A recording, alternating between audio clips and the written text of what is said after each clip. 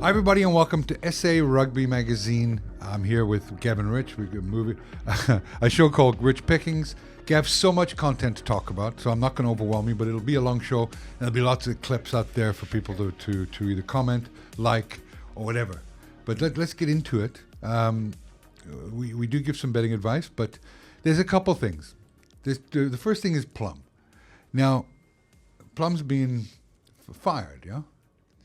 Well, it depends who you talk to, whether you read the press release or you listen to another version of it. What I'd ask, does Mazzotti have a fucking clue what he's doing?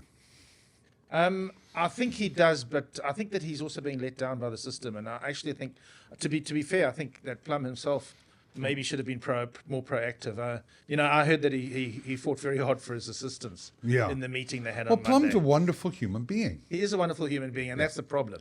So you'll recall that he got sacked by the All Blacks a couple of years ago as the assistant coach. Yeah. And I think that really hurt Plum. I think that was a blow to him.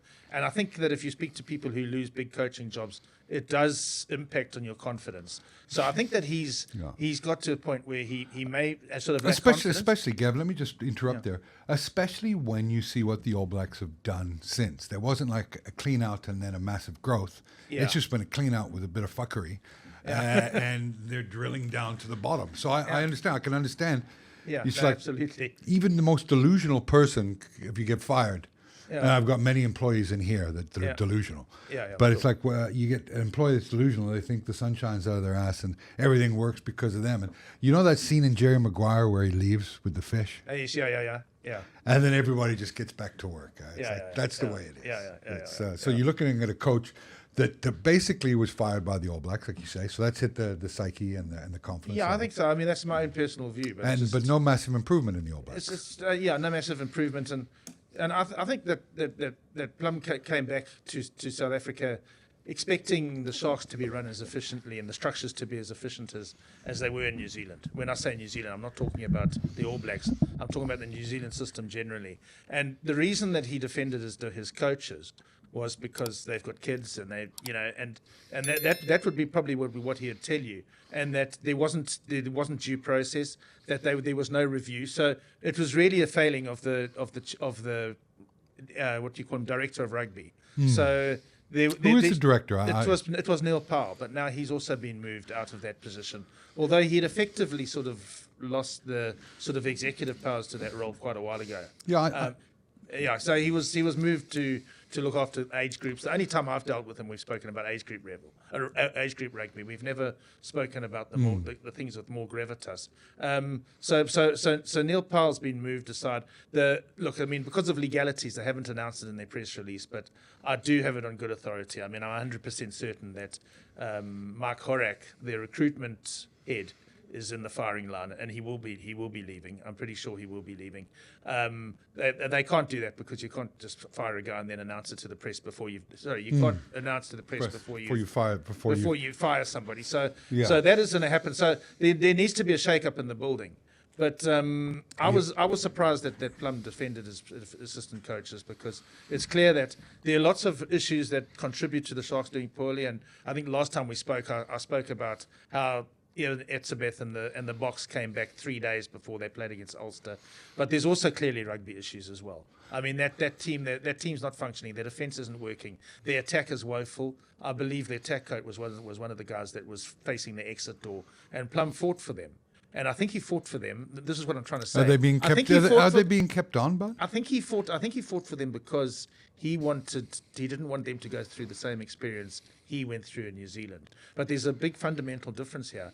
Is these guys he inherited? They were appointed by the Sharks before he arrived, whereas Ian Foster, who sacked him at New Zealand, actually sort of handpicked him. So it's a different thing. They are being kept on at the moment. The assistant coach, he's working with the same management team. There was mention in the press release yesterday that somebody would be brought in to oversee the technical. Isn't this the dumbfounding thing for me? Is that you let go of somebody and you say you're going to mentor the next person. So you've said you're not competent. Yeah, exactly. You're not competent, but you can mentor, and it's like it's completely ridiculous. So as a CEO of this business, we've got a reasonably sized business. I'd never fire myself or get fired and then train somebody else. If it doesn't work and I'm not working the various things and I'm not making the business profitable, then for me, I'm out. I'm gone. And you bring someone else in, you let them lay their tracks, you let them build up the structures they need and the various other things that they need to be competent in their jobs. You can't bring someone into a system. Yeah. And I don't mean anything bad about Plum. I think he's a lovely guy. No, exactly what you're saying. You bring someone into the system and you leave. Yeah. There's no hangover. There's no smell. There's no. I can't think of a precedent. I know Robbie Fleck when he was in charge of the Stormers a couple of years ago, but his contract was coming to the end. At the end of the season. Yeah. So a couple of games into the season, they told him they're not going to renew his contract. I can't remember, and I actually messaged Jake White last night to ask him if he can remember, and he couldn't either. No. I can't remember anybody being told in October in a season that lasts till June that you're not going to be carrying on at the end of the season. But we still, according to the press release, we still back you and we have total faith in you. That's what they said. Yeah. Yet we're bringing in a guy from outside to work for you to mentor. No, they're bringing in a guy from outside in the meantime to work as a sort of technical director. Yeah. So in other words, he's going to have input, and we're not sure yet whether it's Plumtree that's going to choose that person. And then, as you say. Then in the next breath, they're saying, but we're going to, because of what he's done, we're going to keep him on in a mentorship role. Okay, listen, when I first heard what was happening, it speaks about how good of a guy he is. He was moving into a directorship. He was actually initially moving into, it sounded like the way it was put to me was that it was a directorship. And I think he thought that too. When I say the directorship, I mean director of rugby. But I think he was, from what I understand, I think he was pretty surprised at what was in the press release too. Because I don't think he signed on. You know, they talk about mutual consent. By mutual consent, he's moving on. I don't think the mutual consent from Plum's side was that I'm going to hang around and mentor a coach. I think he thought he was going to have a role in appointing the new coach. Yeah. And that is effectively a directorship. So I wrote that in one of my stories because it took a while for them to bring out the official release yesterday. So I think it was News 24 or Net. One of the other newspapers picked up through a player's WhatsApp group what was going on. So I had to sort of write a story ahead of the press release. And then I was asked why I mentioned the director of rugby in my piece. And I said, well, that was how it was sold to me. That was how my sources have painted that picture. And that would make sense from an implementation point of view and a process point of view. If Plum was director of rugby, he'd have a say in the coach coming in. Exactly, but it's still. It just smells. If you don't rate the coach highly enough that you want him to carry on after the end of the season, then you come up with a clear statement. You say, okay, it was always John's role to go into the director of rugby. There is no clear statement. There's a vacuum of. You asked me about Marco Massotti, and I mean I can't blame Marco. I can't sort of finger Marco Massotti directly, but for a long time, who leads that? Who leads that organization? Well, I mean the decisions that hurt the Sharks were made in 2013 when they first sacked John Plumtree and they brought in John Smith, who had no. That was a young man. I was a young man back then. Huh? Yeah, and I was a young man too. So John Smith, and to his credit, I mean, I think he probably own up to it now and say, listen, I wasn't ready for the job. So they brought John Smith. The first thing John Smith did was sack John Plumtree. They didn't have a replacement at the time. Yeah. And and there was no justification really for sacking John. I agree. I remember that. At that time, it was a year after they'd played in a Currie Cup final and they played in a Super 14 final in the same season. That year they had injuries and that was why they struggled. Brendan Fenter came in, but you see, this is the thing. Brendan's always sort of hanging in the background, but they never come out and sort of announce that Brendan Fenter's taking over. And in 2013, you'll remember it was Brad McLeod Henderson and Sean Everett were nominally the Sharks coaches. Yeah. But I knew otherwise because I'd spoken to Brendan. He was actually running the show from behind the scenes because Brendan didn't really want to take the response. He didn't want to be seen as the coach. Obviously, he's a medical doctor, and I think he also works for quite a few different organizations. You know, he's a clever guy, so he gets deployed in lots of different spot coaching roles. So I don't think he wants to nail himself to one organization. And you show me any organization that doesn't speak clearly, don't mix their words, or mixes their words, and doesn't color in the picture for people. They're bad organizations. They're always they're always short of cash, or they're promoting sideways, or they're not. You've got to speak clearly to people. You owe it to the fans. You owe it to Plumtree. You owe it to the whole organization. Absolutely. To say, this is what's going on. Yeah.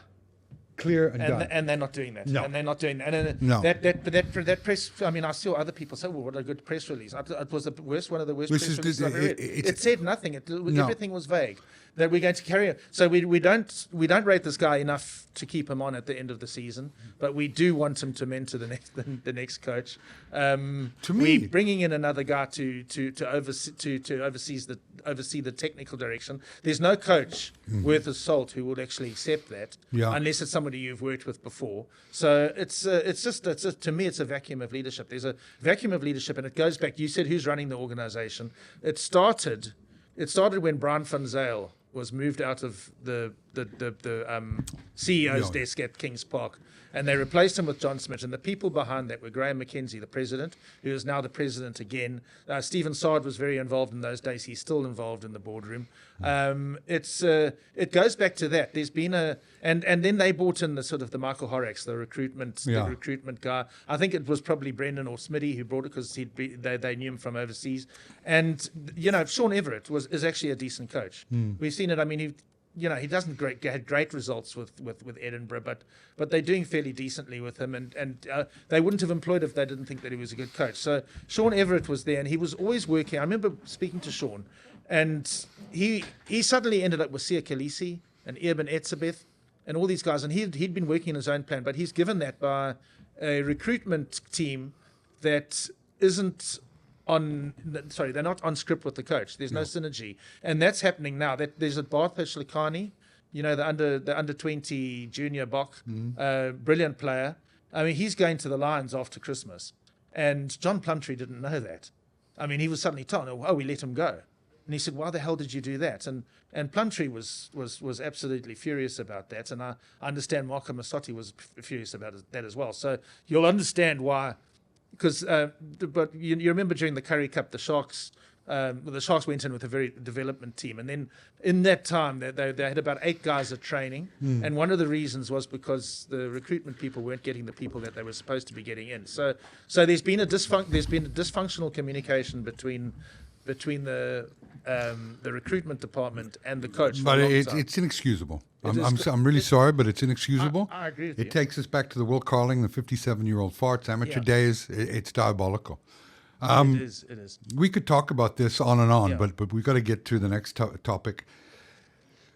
SA Rugby, great brand, wrote an article saying that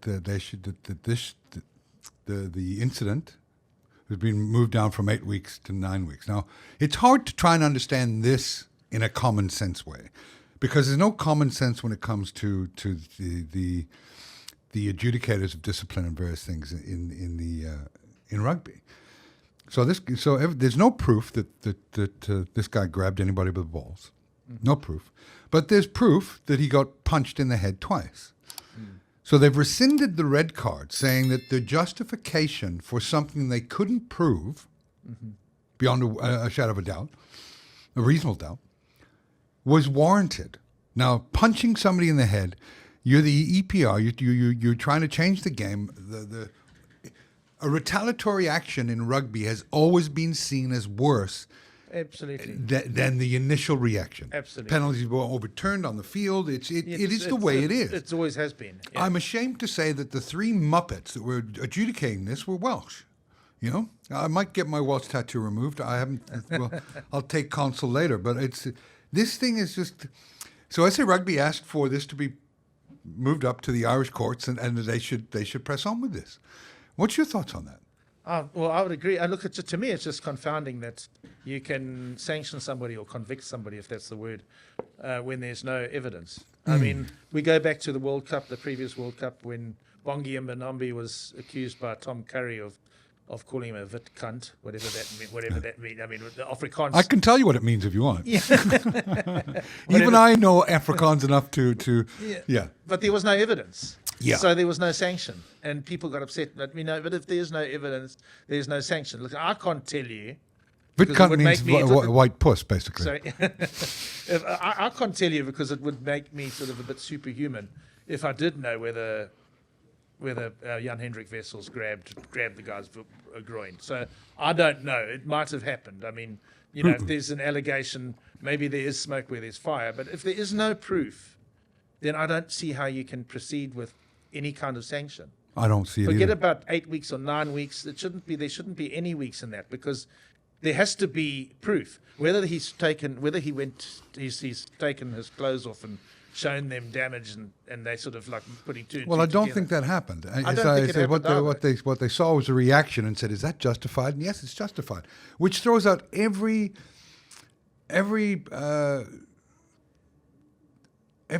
tenet of the values to me. Yeah. Well, I mean, I've almost avoided writing about this or speaking about this, because to me it's so cut and dried that I don't really know what to say other than what I'm saying now, which is it doesn't make sense. It's a farce.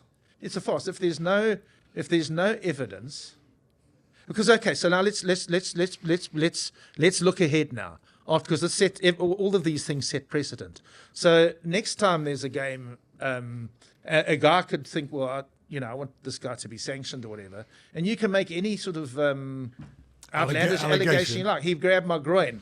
Oh, well, can you prove it? No, I can't, but you don't need to prove it, because in this particular case it wasn't proved. So when stupid people make decisions, which is happening in the world all around us, it's frightening. I mean, my algorithms on Instagram, I need to stop being on it, but it's like when stupid people, like these three Welshmen, make a decision that has so much sets so much precedent. Well, they don't understand the precedent. You see, I'm not thinking they're looking at the precedent. I mean, it's just, to me, well, I mean, the fact that a precedent creates what happens going forward. But you can. I mean, you mean, am I wrong in saying that going forward, a guy can just sort of claim, well, the guy tried to grab my groin. Yeah, and that's justifiable. And that's why I kicked him. You saw me kick him, but what you didn't see was him grab the groin. Oh, okay, well.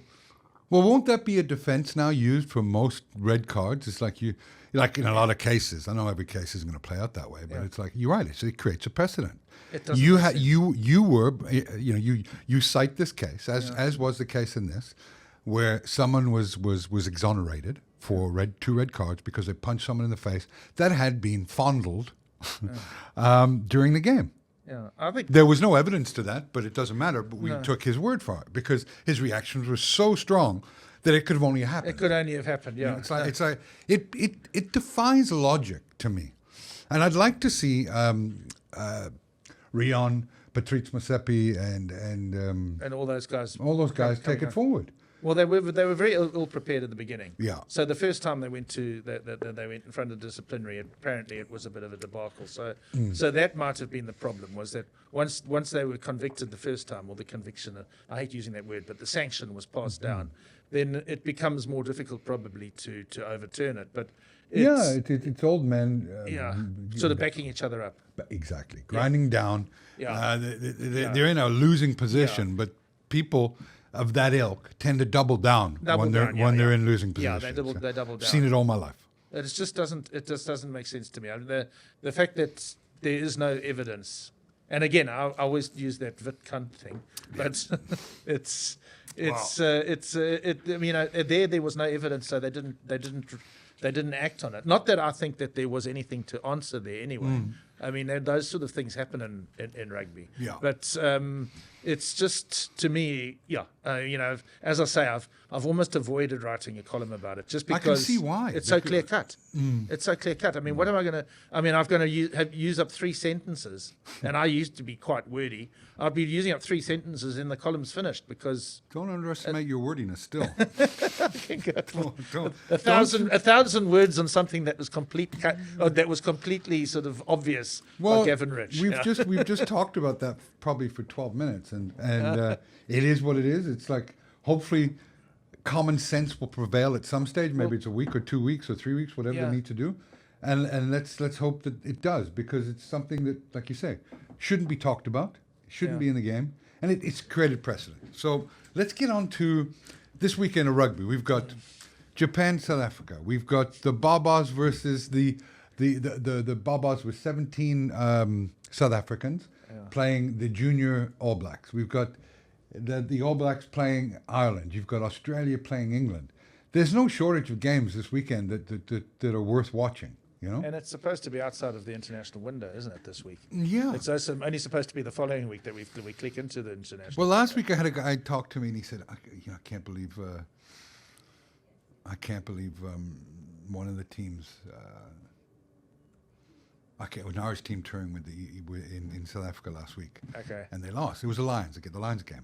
Ulster. Ulster. And I said, but if you'd have seen that Ireland called back their we said it, didn't we? We did say. I mean, I think. But he didn't watch the show, and he bet a lot of money on it. And he goes, yeah, because everybody was going on about Ulster must win this game, and everybody was going on about what a shock that game was. I was at Kings Park. Well, I wasn't shocked. And people were coming to me, geez, did you see that? And I said, well, actually, in my supersport.com column, I predicted the Lions win. I don't know how clear we were, but I think we were both quite adamant that there would be a good chance that there would be a. But I saw the 2-point something on offer on the Lions, and I took it. It's like, it's people that don't. That's one of the things about the rugby union, the rugby it's the ERC. Is that there's so many moving parts to it. When you get to this time of the year, when you get to the Six Nations, people are called in. So it's like, I know that Benetton kept a lot of their players in that game. Because Italy's got no game this week. It's like, so they let the guys have a run out. So it was a good win by the Stormers. It was a good win by the Stormers. Very good win by the Stormers. And the Stormers had a couple of Springboks they allowed to play as well. Yeah. So I knew on paper that thing was a strength versus strength. Yeah. I knew that the Lions was a Lions versus understrength. And an Ulster team that had also dug deep. I think that's what we said last week. Had dug deep to beat a Springbok-laden Sharks team. And the week before that, they'd beaten the Bulls. And that takes a bit out of you as well. But the fact that they also had the changes, I think people missed that. Yeah, absolutely. So let's get into it. I can't find any betting on this Babas versus All Blacks. There's no betting, folks. It's like, so if you've got something or a company that you bet with, I'm not going to recommend any companies you bet with. I bet with BetBus. I'll tell you why, because Betway's always down. Okay. I can't deposit funds into the account. It's become a nightmare for me to be playing on their site. Okay. So I've opened up another account with BetBus and I play on that. I think that this game, Gav, you got a coach. All Blacks. All Blacks maybe to squeak it. Oh, sorry, you're talking about the junior All Blacks. Junior. I'm talking about the Babas versus. I thought there might be some value on that. The people would say the All Blacks are going to win by a lot of points. I think this game is a 38-29 game where there's lots of points, lots of champagne Babas rugby, because you got John Dobson who's coaching the team. And he's a Barbarians type of coach. I think he is. Yeah. He's certainly a Barbarians type of figure. Yeah. In terms of personality. So. Yeah. So it lends itself. He's got 17. They've got a lot of Stormers in play. You've got a great camaraderie there. I've seen some of the pictures on the first night out and stuff like that. It looks like they're having a whale of a time. And so I just think on that, I haven't seen any betting, but if I'm going to say All Blacks 39, Babas 30. I think that the reason we normally go against the Barbarians is because they just come together and they're playing together for the first time. And the junior All Blacks aren't the All Blacks, no. So they wouldn't have played together much either. But either are the All Blacks, in my opinion.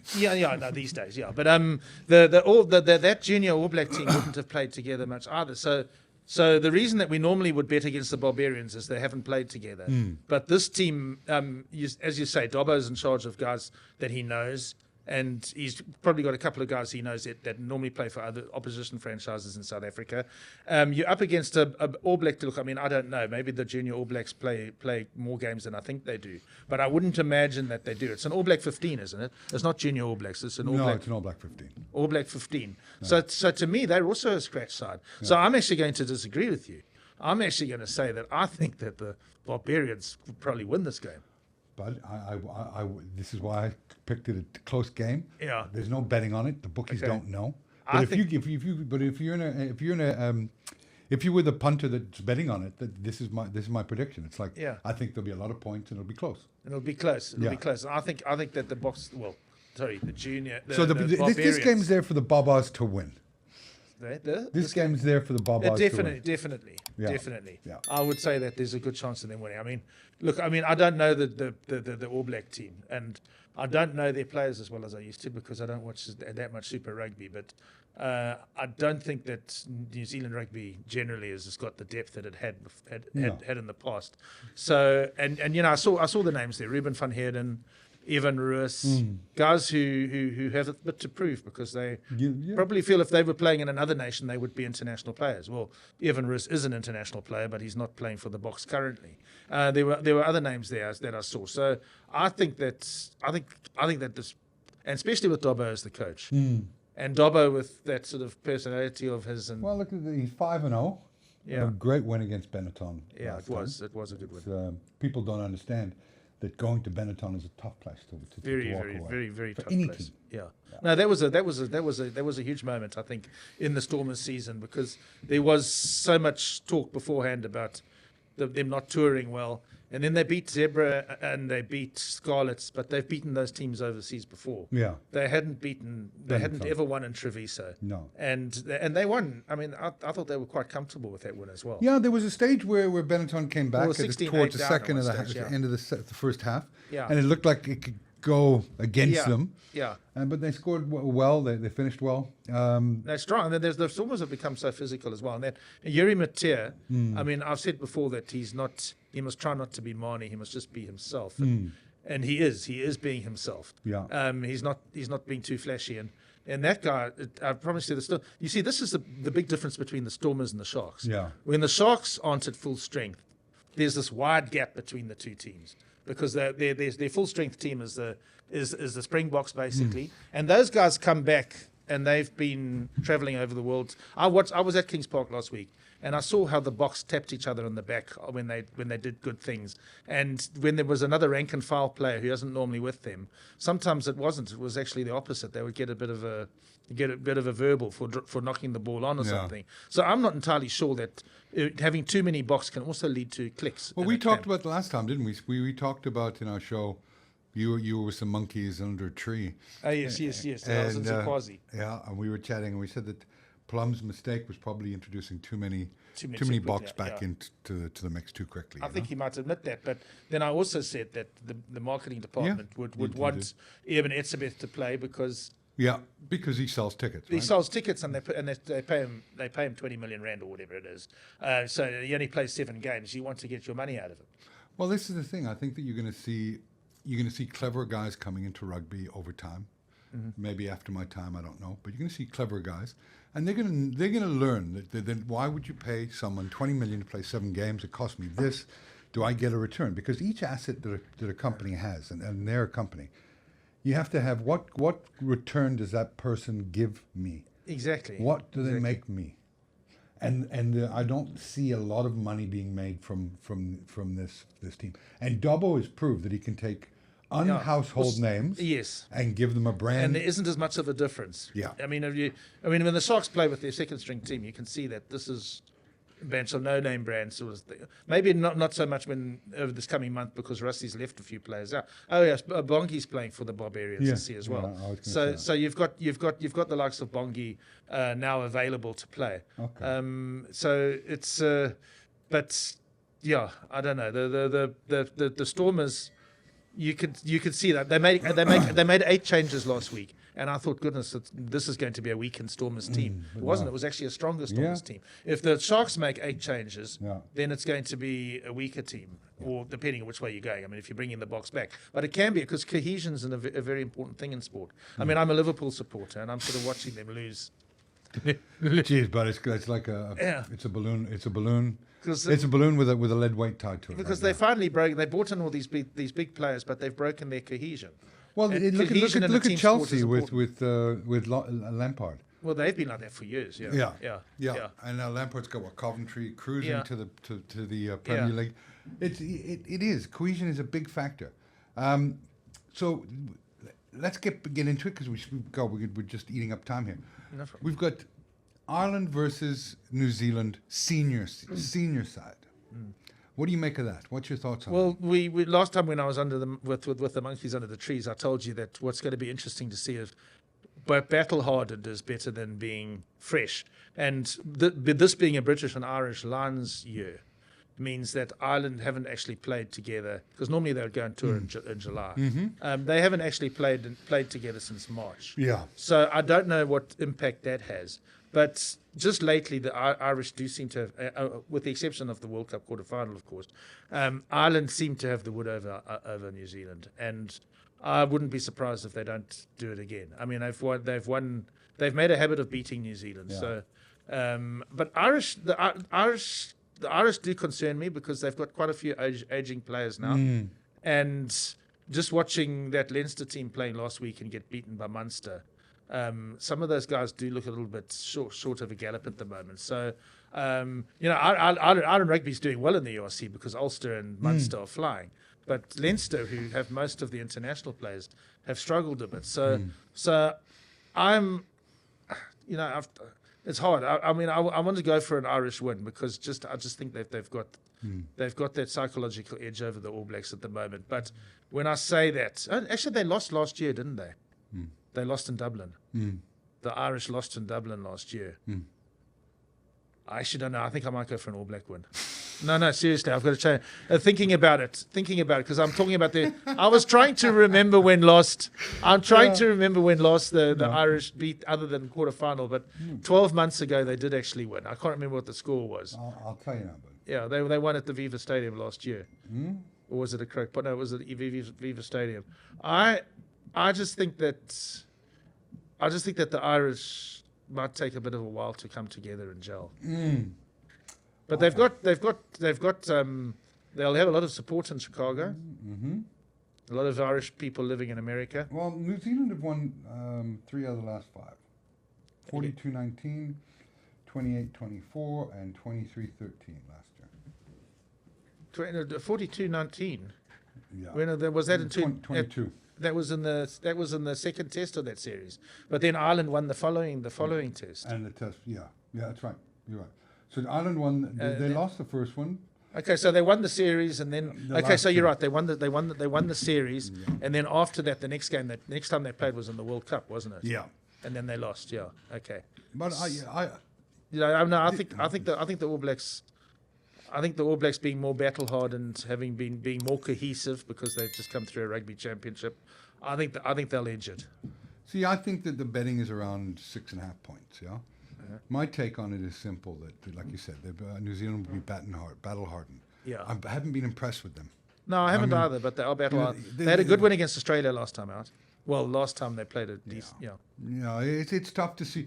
It's tough to look past the brilliance of the Springboks because they are brilliant. Yeah. I mean, I'm just basking in their accomplishments. You know? Yeah. When I look at them, they're just a cut above, and I've always said that all year long, even when I was 1 and 2 in the URC You did when we started this thing. I came for such a tongue lashing from the Australians that it was embarrassing, you know. But that being said, I like New Zealand in this game to edge it, and to win by 6 or more points. I don't like it for a lot because it's one of those things that you probably throw a bit of money on it because it's late night and it's all that stuff. It'll keep you interested in the game. So I'll only put about 500 rand on it. It's nothing. It'll give me an interest to watch it. But I'll take New Zealand to win this by 6 or more. It's very hard to bet with any sort of certainty on the All Black anymore because they used to be able to say, well, the All Blacks. Well, yeah, they used to be what I consider the Springboks to be now, a cut above. Yeah, they were a cut above. So I wouldn't bet my house on it. But I think that if I had to put money on that game, I would say New Zealand. Yeah. Just because of the battle hardened, they'll be more cohesive. Look, I mean that's maybe not because the Irish players know each other so well. Maybe it doesn't matter so much. But they haven't played together as Ireland since they ended the rugby since they ended the Six Nations, and that was back in March. So long time. So it's a long time. I mean, yes, some of them played together for the Lions, but it's not quite the same thing. They haven't played as Ireland. No, it's not. So we're both picking New Zealand, huh? And we're both picking New Zealand. I mean, I changed halfway through. It's okay. You can do that. I was going the other way first. Yeah. It's the money you put down, bud. Yeah. So, how about England, Australia? What's your thoughts on that? England. I think England were going to win. By what? I think Australia were quite lucky to beat them last year, and everybody talks about Australia having made progress, and I'm not so sure about that. They only beat Japan by 4 points not that long ago. I think England will win by 10 points. That's what I would go for. I would say about 10 points. I think England actually on the up at the moment. I think that they're becoming a little bit more imaginative. Their coach is becoming a little bit more imaginative. I haven't seen their team yet, But they've got three good flower halves in their system. They've got options. Look, the thing with England though is that sometimes it's almost like they've put this pressure on themselves at Twickenham. The things start going badly. It's almost like they freeze up, and the UK media, how they react. So we could be sitting here next week with England in crisis because it takes just one game for that to become a crisis. But I think at the moment that England rugby is healthy. I think that they're not at the level at the Boks at the moment. No, they're on a. But they might be heading towards where New Zealand are. They're on a 7-game winning streak. Their first game they beat France. They beat Argentina under strength. Scotland. They've beaten Wales by 54 points. They've beaten Argentina twice. So I fancy. I don't fancy the win by 10 or more. I think the betting's about 8.5. That game again is like well handicapped to me.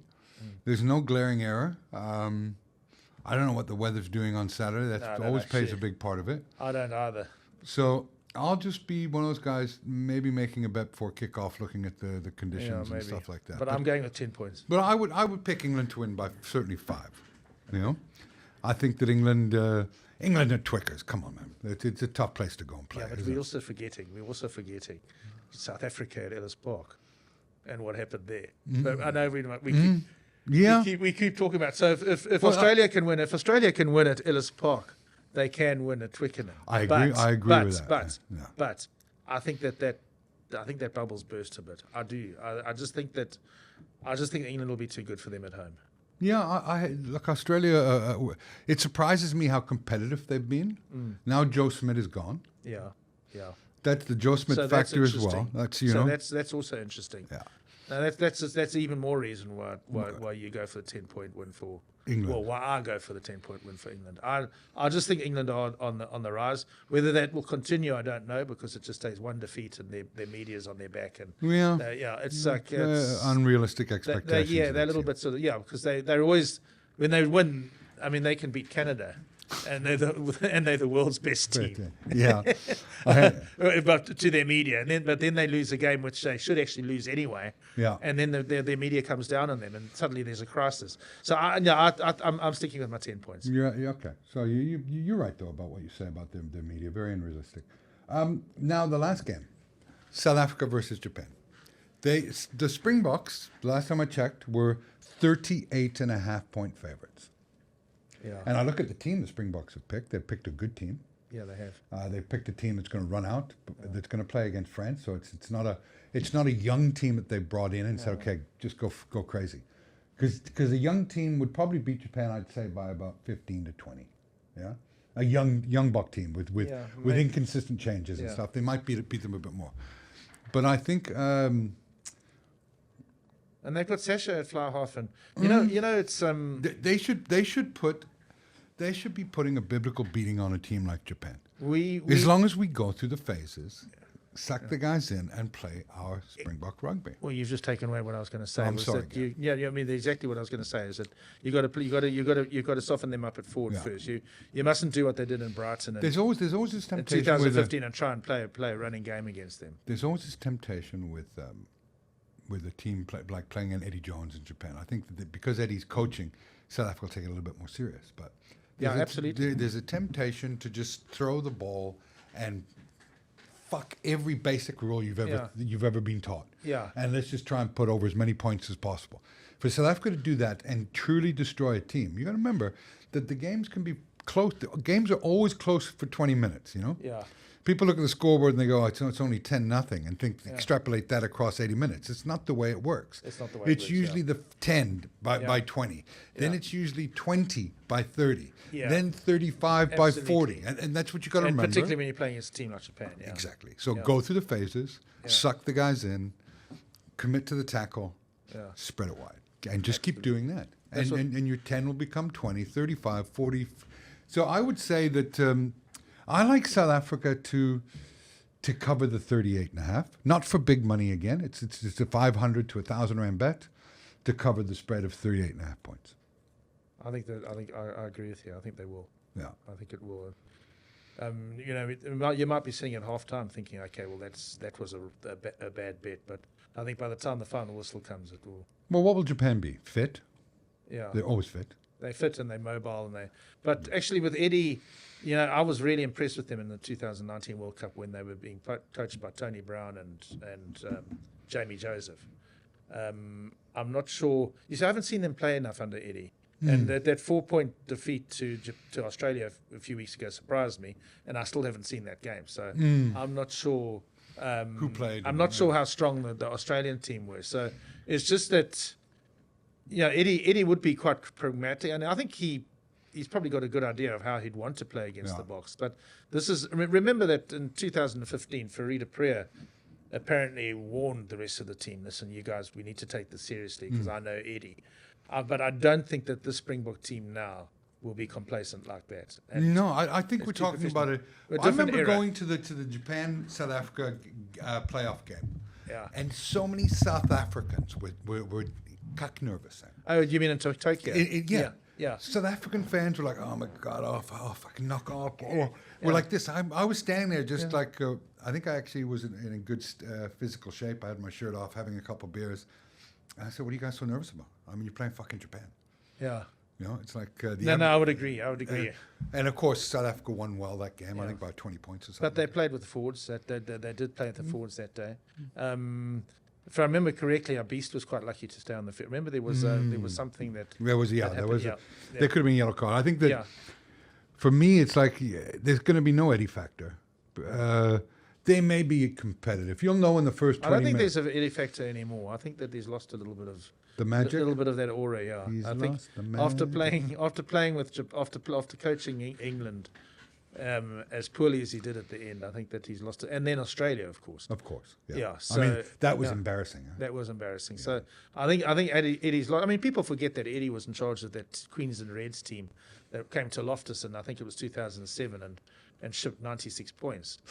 So it's not. He's not a miracle. He's not a miracle worker that people make out. So no. So I think the Boks will win that comfortably, and I think they'll win it by 40 points. I think so too. At least, folks. What we're going to advise you to do is bet sensibly this weekend. There's no clear cut, out and out favorites or anything like that. Have a little dabble here, a little dibble there. Make some sensible bets. Don't make something that's going to make you worry about paying your mortgage or anything like that. Yeah. And enjoy the weekend. It looks to be a good one. Absolutely. Thanks, Gab.